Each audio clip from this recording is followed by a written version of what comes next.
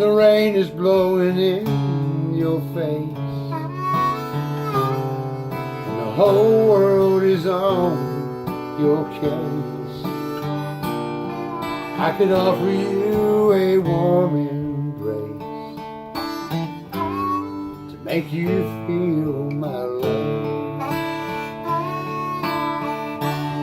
When the evening shadows and the stars appear,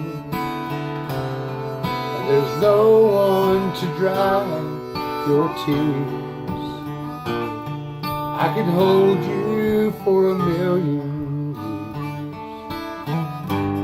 to make you feel my love. I know you haven't made your mind up yet, but I'd never do you wrong. I've known it from the moment we met. Right here is where you belong. I'd go hungry, I'd go black and blue, I'd go crawling down the avenue. No, there's nothing I wouldn't do make you feel my love. Brother Harley.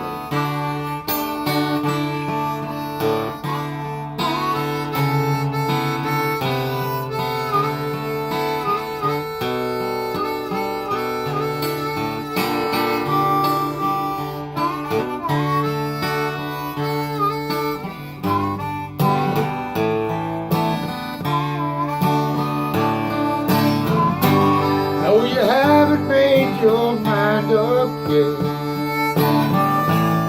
but I'd never do you wrong. I've known it from the moment we met. Right here is where you belong.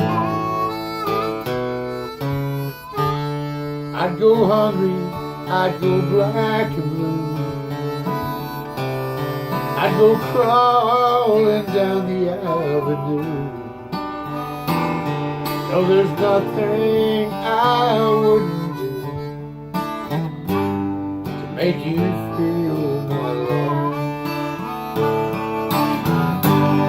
No, there's nothing I would not do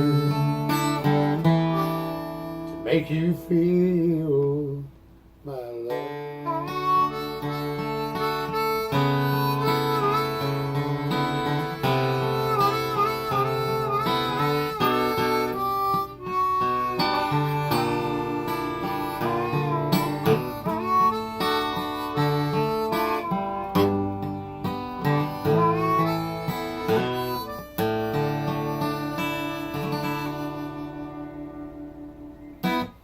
My golly, that felt pretty good. Yeah, I did.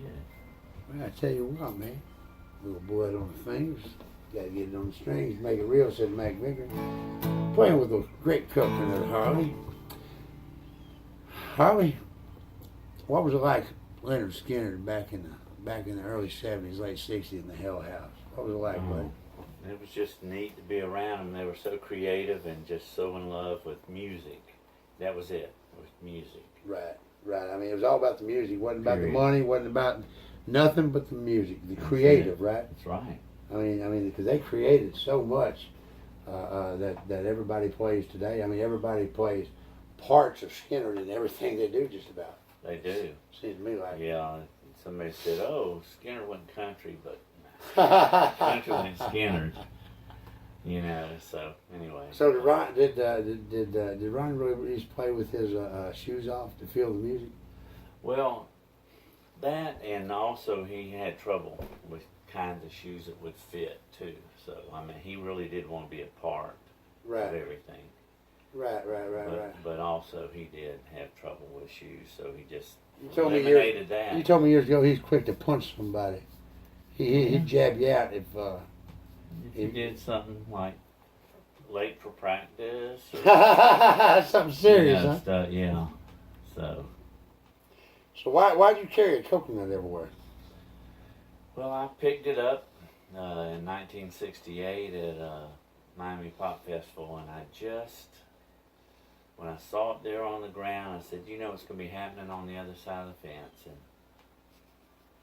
I've been going lots of places. It's been a lot more happening than just sitting there under a tree. So that's why I still have it getting ready to be 50 years.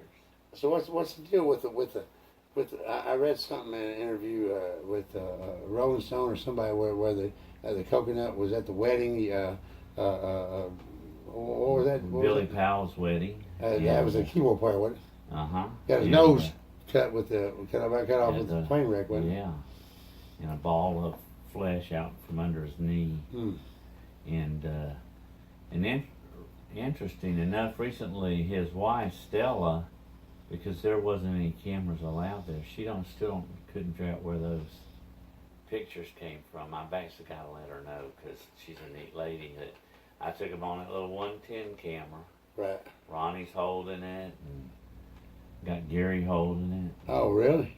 Yeah. I have one picture of Ronnie that he never wanted me, I've never shown to anybody and wouldn't, but he was in the tuxedo. Really? And he went like, no, don't take it. You know. But you took it. But I took it. So man, when we gonna write the book, buddy? I don't know. Everybody's, you know, asking me. I tell you, yeah, if you haven't read that As I Recall book yet, have you? I haven't. I need to get a copy of it to you. You talk about a great book. No, what is that? It's about the history, really, of rock and roll, and they're in Jacksonville. Right. But Larry Steele, a good friend of mine, that actually wrote it, and he was road manager with Skynyrd. With 38. So was he road manager when you was with 38 Special? He was the road manager when I was in the studio with him at Studio One, and then he always took care of me when they were like at the Fox and different places. Right. And but he had such a great mind, and he kept everything about it as far as mentally going on. Right. Right. And he tells, like, first off, he met Alan Collins in kindergarten. Really? You know, and really? So they were friends from all that. And then wow. One of the stories that's so funny, he's telling a story about Ronnie and Donnie getting in a fight, and of course Donnie wasn't the fighter that Ronnie was, but all of a sudden Donnie took his shoes off and he's like beating this guy in the head, and Ronnie said, "Quit hitting me." So it was funny. You know, but stuff like that. I mean, it's not about, you know, sex and drugs or any of that stuff. It's such a great story and great book. You know, when you gave me that, you gave me some stuff of Skynyrd's, and when you gave me that the book that was signed by Jess Lacey, their father. I've still got that, and the father of Southern Rock. He had Ronnie and Donnie and Johnny. Right. Now Donnie's taking the lead. Is that correct? Yeah. Donnie is his hearing has gone out, so he doesn't even tour anymore. 38. Well, you know what that right is, don't you? That right's for that guitar. That guitar left is bass. That right. Okay. You know, I mean, I've had a lot of problems with my right here, because I mean that's where the lead always rides, and you know they were doing those double leads before anybody else was. You know, those dual lead guitars before. I guess them and the Allmans are about the same age, aren't they? Well, 38 had the double drummers, just like the Allman Brothers, and but yeah, the great guitarists Jeff Carlisi and Don Barnes, as well as vocals. So it just is really a super read. It's just called As I Recall. Larry Steele, and that's Steele. Right. And I'm just telling you, it's an amazing book. Now, Cassie Gaines and you know those that perished. I mean, what was the first show back? Do you know what the first show back after all that aftermath was? After all that chaos of the plane crash Well, that shock, you know. The very first time they played back, it was actually at a volunteer jam. So Daniels got them. Yeah, and then they started. When they came out, it was Leonard Skynyrd 1991. And that was actually had to be the name of the band because they couldn't use just Leonard Skynyrd until they worked out the rights with Judy. Right. Now Judy's Ronnie's widow, right? So. And he wrote practically. I mean, he wrote it all, didn't he write? He wrote all the lyrics, and Gary and Alan, and then also Ed King wrote a lot of the music. Mm-hmm. And Ed King was one of the stronger writers on Sweet Home Alabama. Yeah, they gave Wallace a little. They liked Wallace. You know, Wallace liked him. Jimmy Carter liked them. Mm-hmm. You know, I mean, all them Southern politicians, they needed Skynyrd to get elected. Truly, I believe that. I mean, that's when rock and roll and that kind of power, and they never really got to see what they were until after they were gone. They were, I mean, because they've been ever enduring like Seeger. Yeah. You know, I mean, every day, whatever. I don't know how many number ones they have, but it wasn't many. But you know, the legacy is all you got to do is say, dun, dun, dun, dun, and the crowd goes crazy. I don't care where you're at, the crowd goes crazy. Right. You know? And then Free Bird. And... Let's do a Skynyrd, man. Okay. Because I'm playing with the original Skynyrd, yeah. D also. That's it, let's go to E. Do a song for Jeff Morris, a buddy of mine. He's going through a little bit of something right now. And we're going to make this tape for him. Say, hey, Jeff. Hey, Jeff. Tell him it's going to be all right. It is going to be all right. Cat Daddy. Cat Daddy. Well, I used to wake the morning before the rooster crowed, searching for soda bottles to get myself some dough. Came down to the corner, down to the country store, cash 'em in and give my money to a man named Curtis Stowe. Old Kurt was a black man with white curly hair.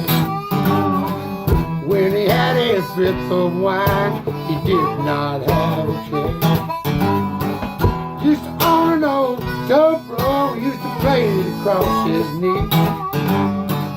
I'd give old Kurt my money, he played all day for me. Play me a song, Curtis Stowe, Curtis Stowe. I've got your drinking money, tune up your go-go. The people said he was a useless, them people all a fool. 'Cause Curtis was the finest trick ever played the blues.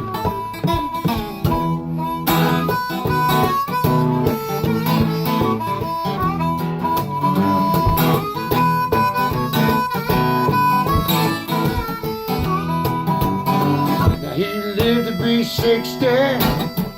Maybe I was 10. Mama used to worry me, I'd go see him again. Clap my hands and stomp my feet, I try to stay inside. He'd play me a song or two, then take another drink of wine. Play me a song, cut it slow, real slow. I've got your drinking money, tune up, go, go, go.